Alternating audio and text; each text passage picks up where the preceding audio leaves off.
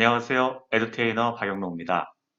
브라이틱스 알고리즘 사례 시리즈 하이어레키칼 클러스터링 바이킹스 시작하겠습니다. 먼저 하이어레키칼 클러스터링 알고리즘에 대해 설명드리고 설명을 마친 다음 브라이틱스를 통해 시나리오를 진행하도록 하겠습니다. 설명은 제 인공지능 동료인 빅토리아가 하겠습니다. 빅토리아, 부탁해요. 오케이, 땡큐, 로버트. 안녕하세요. AI 조교 빅토리아입니다. 자, 이제 설명을 시작하겠습니다. 하이라키칼 클러스터링 리뷰입니다. 하이라키칼 클러스터링은 군집 분석의 하나입니다. 먼저 군집 분석에 대해 알아보겠습니다. 군집 분석은 주어진 입력값을 바탕으로 유사한 데이터를 혹은 거리가 가까운 데이터를 몇 개의 그룹으로 묶어주는 것입니다. 이는 반대로 상이한 데이터들을 서로 다른 베타적인 집단으로 분리해주는 것과 같습니다. 그렇다면 여기서 거리는 어떻게 특정할까요? 거리는 물리적인 거리가 아니라 추상적인 거리가 되겠습니다. 근데 사람들 간에는 마음의 거리도 있다고 합니다. 그런가요? 저는 AI라 모르지만 말이죠. 거리는 크게 유클리디언, 맨하튼, 민코우스키 거리가 있습니다. 어떤 거리 지표를 사용하느냐에 따라 군집 분석의 결과가 달라지기도 합니다. 경우에 따라선 거리 대신 유사도를 쓰기도 합니다. 유사도는 벡터의 스칼라 프로덕트를 응용합니다. 두 벡터의 방향이 같을 때 인너 프로덕트, 내적계산에 사용되는 코사인 값은 1이 되어 가장 크고 두 벡터의 방향이 반대일 때 코사인 값은 마이너스 1이 되어 가장 작습니다. 거리의 예제를 살펴보겠습니다. 추상적인 거리는 각 칼럼의 값에 대해 거리 계산 공식으로 구합니다. 이때 칼럼의 단위가 다르면 어떨까요? 애리조나 퍼블릭 서비스와 보스턴 에디슨 컴퍼니와의 유클리디언 거리는 3989.408입니다. 그런데 세일즈 항목 하나만 따져도 3989가 나옵니다. 뭔가 이상하죠? 다른 항목들은 영향을 미치지 못합니다. 이는 왜냐하면 값이 큰 변수가 총거리에 과도한 영향을 주기 때문입니다. 그래서 이런 문제를 해결하기 위해 표준화가 필요합니다. 수치형 척도를 표준화하는 방법은 크게 두 가지가 있습니다. 먼저 최소값과 최대값을 각각 0과 1로 변환하는 민맥스 방법이 있습니다. 그리고 표준정규 분포의 G스코어를 구하는 G스코어 방법이 있습니다. 표준화는 분석가가 판단하여 적절히 사용합니다. 군집 분석은 계층적 군집 분석과 비계층적 군집 분석으로 분류됩니다. 비계층적 군집 분석은 지난 시리즈에서 다룬 K-민즈 클러스터링 알고리즘이 있습니다. 계층적 군집 분석은 병합하는 방식에 따라 단일, 완전, 평균 등 여러 가지로 분류됩니다.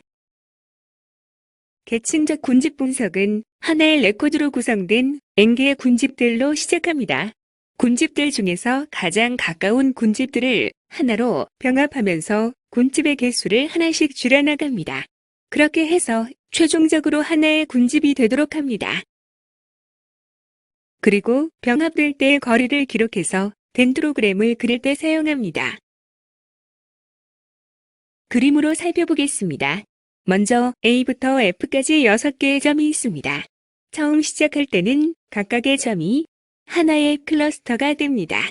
여기서 가장 가까운 2개의 점을 선택합니다. 네, D와 F입니다. 이 둘을 하나로 묶어줍니다. 그러면 5개의 클러스터가 되었습니다. 다음 가장 가까운 2개의 클러스터를 선택합니다. 네, A와 B입니다. 마찬가지로 묶어줍니다. 다음 가장 가까운 2개의 클러스터를 선택합니다. D와 F의 클러스터 그리고 E입니다. 이런 식으로 하나의 클러스터가 될 때까지 묶어주는 것입니다. 그런데 방금 전에 DF 클러스터와 E와의 거리는 DY의 거리일까요? 아니면 FY의 거리일까요? 다음 장에서 알아보도록 하겠습니다. 클러스터 간의 거리를 계산하는 방법에 따라 병합하는 결과가 달라집니다. 많이 사용되는 5가지 방법에 대해 알아보겠습니다. 먼저 최단 연결법입니다. 최단 연결법은 두 클러스터 간의 거리를 두 군집에서 가장 가까운 거리로 산정합니다. 반대로 최장 연결법은 두 군집 사이의 거리를 가장 멀리 떨어진 레코드 간의 거리로 산정합니다. 미니멈, 맥시멈과 유사한 개념입니다. 평균 연결법은 두 군집 간의 거리를 평균값으로 계산하고, 중심 연결법은 각 군집의 중심 레코드 사이의 거리를 두 군집의 거리로 산정합니다. 마지막으로 워드 방법은 각 레코드와 그 레코드가 속해 있는 군집 평균과의 전체 제곱합의 증가를 최소화하는 방법으로 클러스터를 병합합니다. 앞서 클러스터를 병합할 때 거리를 기록한다고 했는데, 이 거리는 덴드로그램을 그릴 때 사용됩니다. 덴드로그램은 군집화 과정을 간략하게 표현하는 트리 형태의 그래프입니다.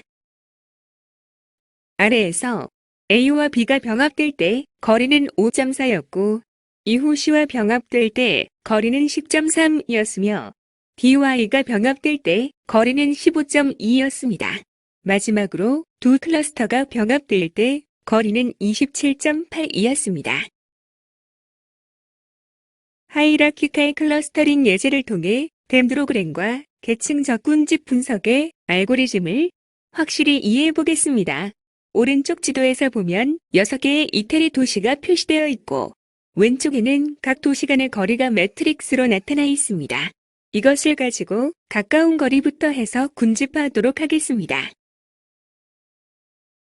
맨 처음 거리가 가장 짧은 두 개의 도시는 밀라노와 토리노입니다. 이때의 거리는 138입니다. 병합합니다. 두 번째 짧은 거리는 나폴리와 로마로, 이때의 거리는 219입니다. 병합합니다. 다음은 나폴리와 파리로, 이때의 거리는 255입니다. 병합합니다. 다음은 로마와 피렌체로, 이때의 거리는 268입니다. 병합합니다. 그러면 두 개의 클러스터가 되었습니다. 마지막으로 밀라노와 피렌체가 295로 병합되면서 전체가 하나의 클러스터가 되었습니다. 그리고 덴드로그램도 완성이 되었습니다. 완성된 덴드로그램으로 원하는 K개의 클러스터를 형성할 수 있습니다. 덴드로그램을 수평으로 자르게 되면 원하는 개수의 클러스터를 얻을 수 있습니다. 예를 들어 3개 클러스터로 묶는다고 하면 중심에서 3개의 가지로 나눠지는 지점에서 수평으로 자르면 됩니다. 그러면 파리, 나폴리, 로마가 하나, 피렌체가 둘, 그리고 밀라노와 토리노가 세 번째 클러스터가 됩니다. 브라이틱스에서는 하이어레키컬 클러스터링 포스트 프로세스라는 함수로 이 작업을 수행합니다. 자, 이번에는 롤로가 바이킹스 시나리오에 대해 설명을 드리겠습니다. 롤로, 부탁해요. 안녕하세요. 바이킹스 전사와 이름이 같은 롤로입니다. 시나리오를 설명드리겠습니다. 바이킹스 시나리오는 역사적 사례를 기반으로 합니다. 사례 주인공은 세계적인 석학 레비스트로스 교수입니다. 클로드 레비스트로스 교수는 문화의 유학을 연구합니다. 그는 식생활 문화가 이웃과의 교류로 전파된다고 하며, 특히 전쟁이 이루어지면 유전자가 섞이게 되고 식문화가 강하게 전파된다고 주장합니다. 그래서 분쟁이 잦았던 나라들이 더욱 음식 문화가 유사하다는 것입니다. 과연 그럴까요? 분석의 목적은 다음과 같았습니다. 유럽의 섭생 데이터를 이용하여 단백질 공급원을 바탕으로 각 나라를 몇 개의 군집으로 묶는 것입니다. 또한 시각화 분석을 통해 지역적 특성도 파악합니다. 특히 바이킹스로 유명한 스웨덴, 노르웨이, 덴마크 지역을 중점적으로 봅니다. 여기서 몇 개의 군집으로 나눌지는 데이터를 보면서 정합니다. 계층적 군집 분석을 이용하는 것은 덴드로그램을 사용하여 그룹의 개수를 편리하게 정할 수 있기 때문입니다. 데이터는 UCI 머신러닝 리포지터리에 프로틴 데이터를 이용하여 정리했습니다. 유럽의 지도상의 각 나라를 표시하기 위해 수도의 위도 경도 데이터를 구글 맵을 이용하여 추가하였습니다. 사용되는 데이터는 유럽 25개국의 단백질 섭취율 데이터로 식품의 종류는 9종이며 이는 레드미트, 화이트미트, 에그즈, 밀크, 피쉬, 시어리얼즈, 스타치, 넙츠, 프루트, 앤, 베지터블로 구분되어 있습니다. 그리고 데이터 값은 9종의 식품에서 각 나라의 국민들이 섭취하는 단백질의 퍼센티지를 의미합니다. 데이터가 준비가 되었으니 이제 분석 작업에 들어갑니다. 브라이틱스를 사용하여 데이터 분석 및 모델링을 수행합니다. 그래프 분석을 위해 원 데이터를 트랜스포스하여 각 나라별로 섭생 데이터의 그래프를 그려봅니다. 브라이틱스의 에드호크 분석 기능을 활용하여 전반적인 특성을 파악하고 그리고 마지막으로 하이라키칼 클러스터링 함수를 사용하여 계층적 군집 분석을 실행하고 덴드로그램을 생성합니다. 추가적인 분석을 통해 질문에 대한 답을 구해봅니다. 바이킹스 3국, 덴마크, 노르웨이, 스웨덴과 가장 유사한 국가들은 무엇인가요? 바이킹스 3국이 속한 나라들의 가장 큰 프로틴 공급원은 무엇인가요? 바이킹스 3국과 가장 유사하지 않은 국가들은 무엇인가요? 자, 브라이틱스를 통해 실습을 진행하도록 하겠습니다. 로버트, 나와주세요. 바이킹 시나리오 보도록 하겠습니다. 먼저 데이터를 불러옵니다. 데이터는 프로틴2라고 하는 데이터를 사용합니다.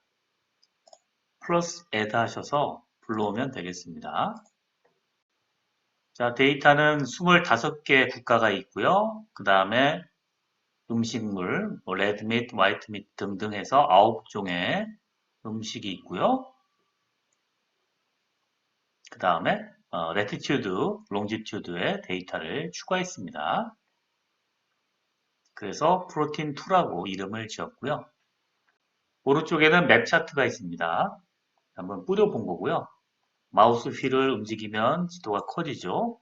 그래서 25개의 나라, 그리고 이 포인트들은 수도의 위치입니다. 제가 표시를 해놨고요. 자, 이렇게 뭐 스웨덴, 노르웨이 이렇게 있습니다. 그리고 이게 지도가 이 데이터가 1990년 데이터로 돼 있어서요. 독일 같은 경우도 뭐 웨스트 저머니, 이스트 저머니, 동독, 서독 이렇게 나눠져 있고요. 그 다음에 러시아의 경우도 USSR이라고 해가지고 러시아 연합으로 되어 있어요. 그래서 이렇게 뭐 벨라루스라든가 우크라이나, 최근에 우크라이나가 좀 이슈죠. 이런 데들에 따로 안 돼 있고 하나의 러시아 USSR로 통일이 되어 있습니다. 자, 맵 차트 그리는 법은 잠깐 보면 이제 맵을 선택하고요. 차트 타입에서 맵을 선택하고요. 그 다음에 월드 제이슨을 뭐 선택을 하면 됩니다. 자, 데이터 프로파일 한번 보겠습니다. 데이터 프로필을 보면은요, 시리얼부터 뭐 에그, 피쉬 등등 해서 나와 있고요. 여기서는 뭐 특별하게 많은 정보들이 있는 것 같지는 않습니다.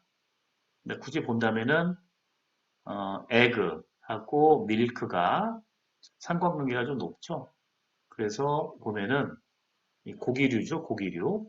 고기를 먹는 사람들은 고기를 좀 많이 먹는 것 같고, 또 고기를 많이 먹는 사람들은 시리얼이나 이런 거를 좀 덜 먹는 것 같습니다.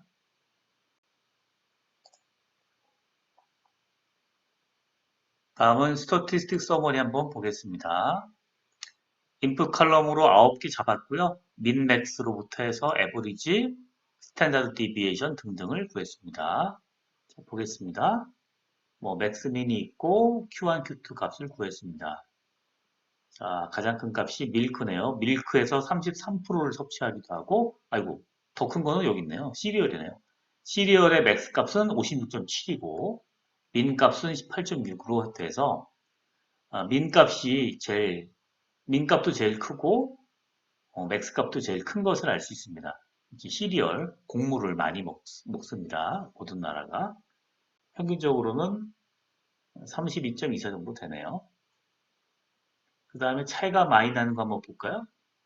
여기 화이트 미트라고 되어 있는 거, 뭐 가금류죠, 뭐 화이트 미트, 뭐 닭고기나 이런 거. 14를 먹는 데도 있고 1.4를 먹는 나라도 있고 차이가 좀 많이 나는 것 같습니다. 더 많이 나는 데도 있네요. 피쉬, 물고기죠. 물고기는 14.2하고 0.2니까 굉장히 차이가 많네요. 거의 안 먹는 나라도 있습니다. 아마도 이것은 바닷가가 있냐 없냐의 그 차이가 있는 것 같아요. 그래서 제가 생각할 적에 바닷가가 있는 나라들이 좀 이게 높지 않겠나 생각이 됩니다. 그 다음에 그래프를 깜빡했네요. 그래프 그린 걸 한번 보겠습니다. 보니까 밑에 이제 X축에 나라들이 있고 위에 보면은 이제 얼마나 되는 수치들이 나와 있는데요. 이렇게 밀크, 피쉬, 레드밋 해서 나라별로 그래프를 그려놨습니다. 자, 그래프를 그려놨고요. 확대해 볼까요? 피쉬. 피쉬를 많이 먹는 나라는 뭐냐 하면 이제 덴마크가 가장 많이 먹고, 자, 여기 포르투갈도 많이 먹네요. 주로 이제 바닷가가 그 해양을 접하고 있는 나라들이 물고기를 많이 먹습니다. 여기 볼까요? 헝가리하고 그다음에 알바니아 뭐 이런 데가 되게 적네요. 유고슬라비아. 이런 나라들은 아마도 국경을 접하고 있지 않을 것 같습니다. 볼까요? 나라에서 보니까 여기 이건 수도만 있는 거죠. 여기 뭐 루마니아나 헝가리 이런 데들이 좀 많이 먹지 않을 것 같은데 확인해 보겠습니다.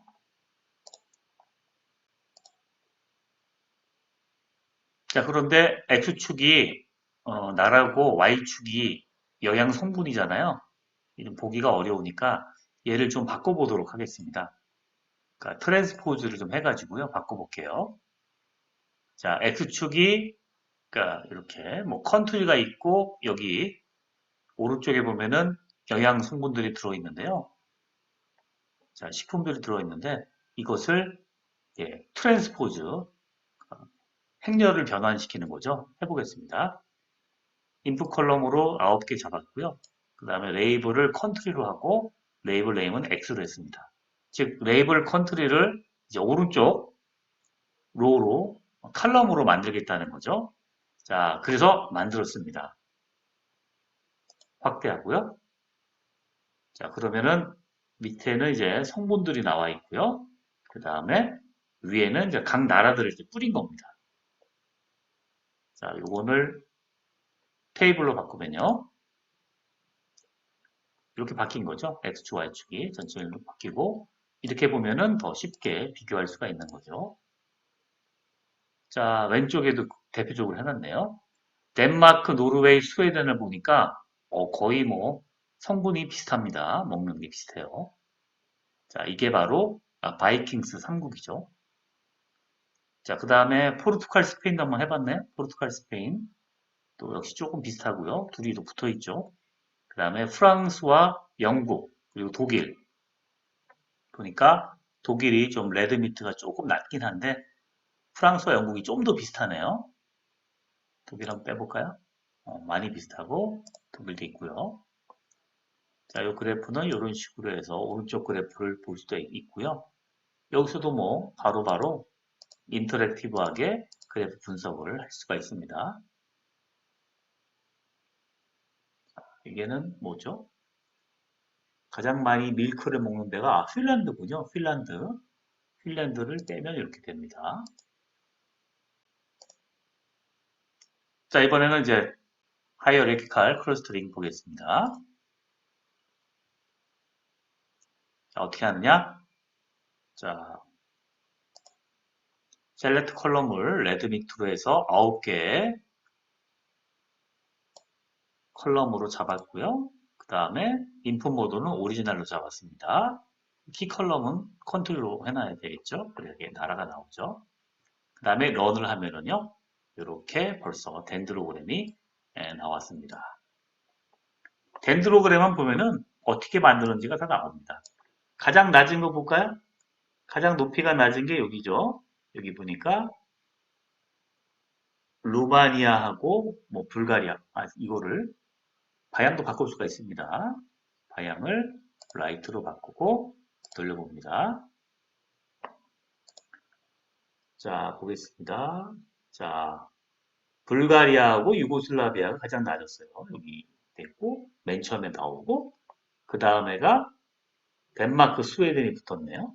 그 다음에는 여기네요. 네덜란드하고 스위tzerland가 붙었고요. 그 다음에 이렇게 나옵니다. 자, 덴드로그램을 보면은 뭐 어떤 식으로 묶어져 있는지가 다 나옵니다. 또 밑으로 내려가 볼까요? 이 밑으로 내려가면 링키지 매트릭스라고 있습니다. 그러면 맨 처음에 묶인 데가 나오죠. 아이고, 제가 틀렸네요. 덴마크와 스웨덴이 가장 먼저 묶여졌었네요. 4.79였고요. 그 다음에 불가리아와 유고슬라비아가 두 번째였습니다. 자, 이런 식으로 하나씩 묶어졌어요. 그리고 CL, 클러스터 24번이라고 하는 데가 노르웨이랑 묶어졌네요. 그래서 덴마크, 스웨덴, 노르웨이가 묶어진 것은 여기 넘버 20, CL20로 묶어진 것을 알 수가 있습니다. 자, 그러면 이 덴드로그램만 보고서 바로 우리가 몇 개의 그룹으로 나눌지를 벌써 알 수가 있는 거죠. 자, 근데 색깔이 벌써 나와 있네요. 이렇게 보니까 하나, 둘, 셋, 넷. 네 개로 나누는 게 가장 괜찮을 것 같기도 하네요. 이렇게 네 개로 나누면 어떻게 되느냐? 요 한 뭉치, 여기 세 개가 한 뭉치. 자, 스페인, 포르투갈, 이스트 저머니 하나로 뭉치고, 그 다음에 이탈리부터 해서 뭐 체코까지가 하나로 뭉치고, 여기 헝가리, 유고슬라비아 이렇게 또 묶어지는 것을 유고슬라비아, 불가리아, 루마니아가 하나로 뭉쳐지는 것을 알 수가 있습니다. 자, 이걸 한번 더 확실히 보기 위해서는 눈으로 보니까 좀 헷갈리잖아요. 확실히 보기 위해서는 Hierarchical Clustering Post Process라고 하는 함수를 쓰면 됩니다. Hierarchical Clustering Post Process입니다. 자, 맥시멈 넘버 오브 클러스터를 5개로 놨네요. 그래서 돌려봤더니 이렇게 나왔습니다. 자, 보겠습니다. 자, 스페인과 포르투갈이 하나고요. 여기 세 개 나라가 하나고요. 그 다음에 파란 것들 러시아부터 해서 폴란드, 체코 이런 나라들이 하나로 묶어졌습니다. 자, 그 다음에 스웨덴, 노르웨이, 덴마크가 하나로 묶어지면서 여기에서 영국, 여기 아일랜드, 그 다음에 네덜란드, 저머니, 벨기움, 프랑스 등등이 하나로 다 묶여 있습니다. 핀란드가 근데 따로 있네요.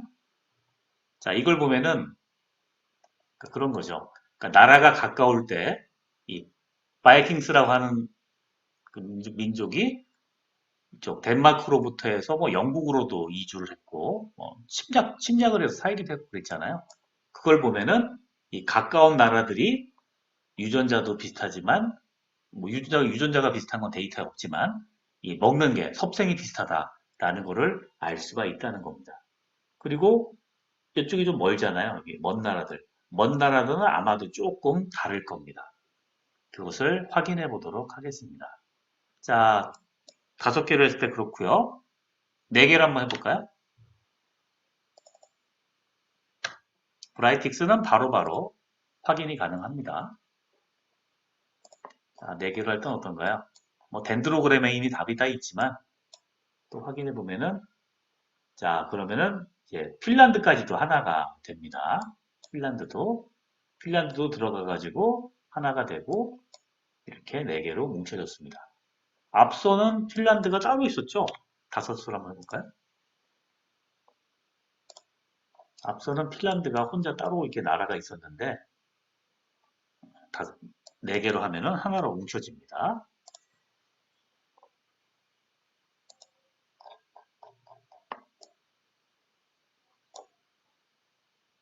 자, 확인했고요.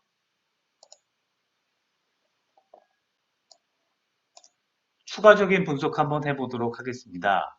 바이킹 3국과 가장 유사한 국가들은 무엇인가? 바이킹 3국이 속한 나라들의 가장 큰 프로테인 공급원은 무엇인가? 5개로 묶었을 때 바이킹 3국과 가장 거리가 먼 유럽의 국가들은 무엇인가? 뭐 거리를 재면 되겠네요. 한번 해보도록 하겠습니다.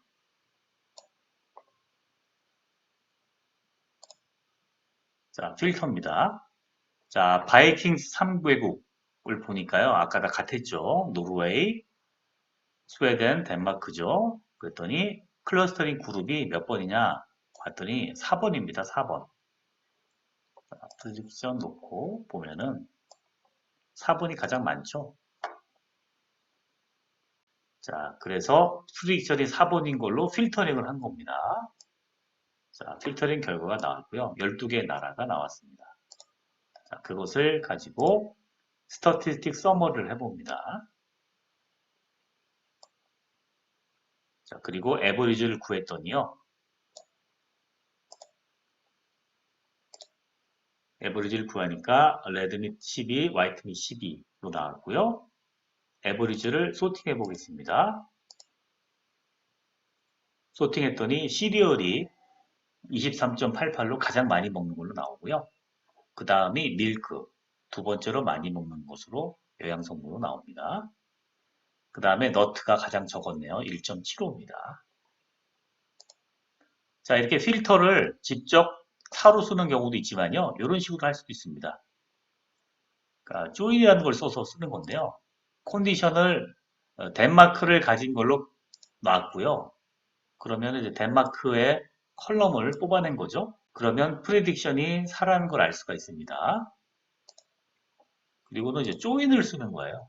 그래서 이너 조인을 써가지고 프리딕션과 프리딕션은 같게 해서 쓰게 되면 이제 레프트 조인은 다 덴마크가 나오고 라이트 조인에 각 나라들이 나옵니다.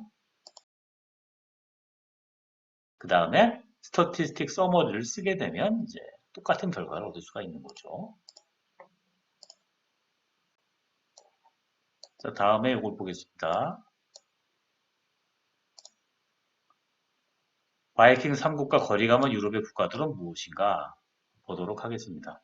자, 이걸 구하다 보면은 거리가 가까운 애들도 구할 수가 있겠죠. 자, 이걸 구하기 위해서는 이렇게 썼습니다. 디스탄스를 직접 계산한 거예요. 자, 노르웨이, 덴마크, 스웨덴에서 중심은 덴마크라고 볼 수 있습니다. 덴마크. 그래서 여기 덴마크를 보고 이 값들이 있잖아요. 이 값들을 가지고 여기서 이렇게 유클리디안 디스탄스를 한번 계산해 본 겁니다. 이렇게 놓고 계산하면은요. 오른쪽 게 이렇게 값이 나옵니다. 제곱한 편차 제곱이 되는 거죠. 이 편차 제곱을 구하고 이거를 트랜스포즈를 했습니다. 뭐 방법은 여러 가지가 있을 거예요. 아마 데이터를 가지고 한번 해보시면 좋을 것 같아요. 자, 뭐 파이썬 스크립트 써도 되지만 저는 이제 직접 우리 브라이틱스 함수로 쓰고 있습니다. 자, 바꿔가지고 뭘 했느냐? 서머리 한 거죠.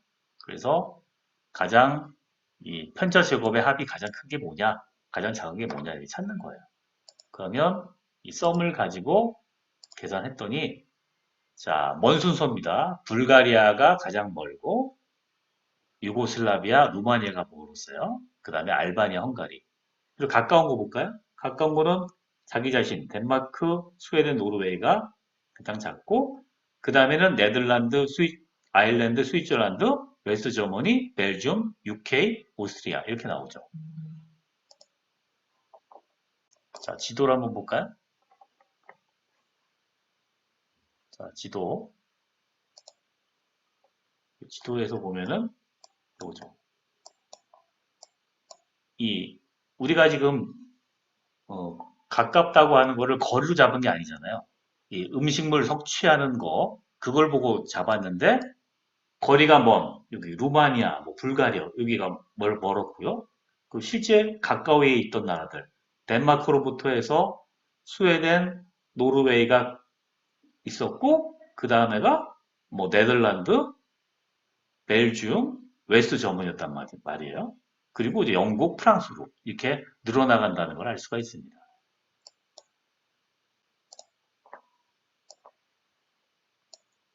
맨 처음에 지도에서도 보면은 이 바이킹의 테리토리가 나오잖아요.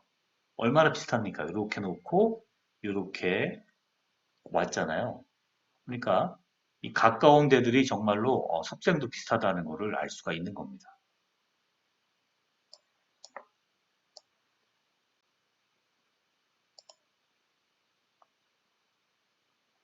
자, 그 다음에 마지막으로 한번 보겠습니다. 노멀라이제이션이 어떻냐 물어봤던 것 같아요.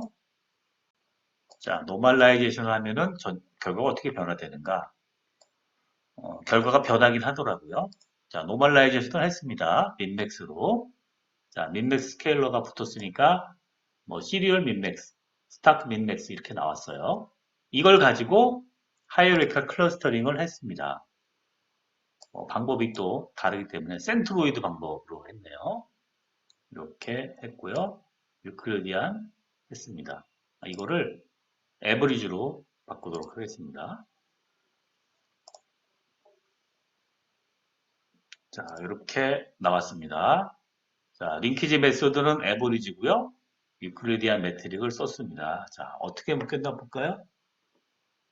이런 식으로 바뀌어져 있습니다. 자, 이쪽에 그림 많이 바뀌었어요. 자, 이거를 5개로 한번 다시 분류해 보겠습니다. 자, 분류했더니 이렇게 결과가 나왔습니다. 자, 그냥 나오면 모르잖아요. 자, 맵 차트로 바꿔보도록 하겠습니다.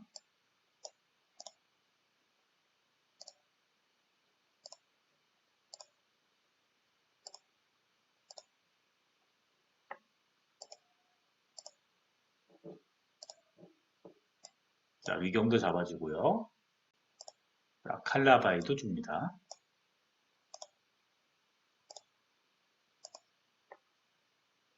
사이즈가 너무 작아서 에그의 에버리지로 놓도록 하겠습니다. 자, 키워보면은요, 이렇게 나옵니다. 자, 결과가 뭐 아주 많이 바뀌지는 않았는데 바뀌었죠. 일단 핀란드가 하나로 묶어져 있습니다. 그리고 러시아하고 이렇게 나와 있고요. 자, 결과가 좀 많이 바뀐 것 같아요. 이렇게 그리스하고 이태리, 포르투갈, 스페인은 같이 있습니다. 자, 이런 식으로 결과가 바뀌었습니다. 자, 그런데 우리가 이 노멀라이제이션 할 때는요, 이 단위가 다를 때 보통 노멀라이제이션을 써야 된다고 돼 있잖아요. 근데 지금처럼 이 단위가 퍼센트로 다 같거든요. 이럴 때는 분석가의 판단에 따라 굳이 쓰지 않아도 됩니다. 왜냐하면 다들 퍼센트이기 때문에 그 어떤 특성을 잃어버릴 수도 있어요. 그래서 안 써도 된다라는 얘기 드리고요.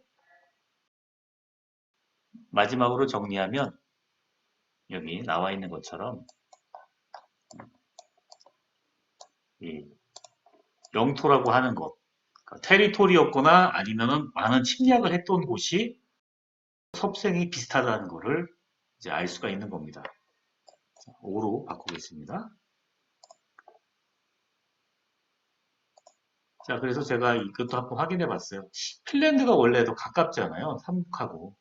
핀란드가 왜 다른가 하고 보니까요. 찾아보니까 역사적으로 이 핀란드가 이 러시아의 그 식민지였습니다. 식민지. 꽤 오랜 기간 식민지를 했어요. 나중에. 그래서 이 핀란드가 나중에 독립을 했는데 그래서 약간 다른 게 아닌가라는 그런 생각도 좀 해봤습니다. 자, 그래서 결론적으로 보니까 레비스트로스 교수가 생각한 것처럼 이 식생활의 문화가 어떻게 사느냐, 그 이웃과의 교류가 많으면은 뭐 전쟁도 교류라고 할 수 있는지 모르겠지만 그런 것이 많으면 그 유전자도 섞이고 음식 문화나 여러 가지 문화가 비슷해진다라는 걸 알 수 있는 것 같습니다. 이 드라마도 보니까요, 넷플릭스 드라마 바이킹스도 보니까 이 사람들이 뭐 종교도 같이 뭐 세례도 받고 뭐 이런 것도 나오더라고요. 그런 것처럼 이렇게 인류의 역사도 이렇게 블러드 오브 히스토리 오브 블러드처럼 움직였다라는 것을 알 수 있는 기회였습니다.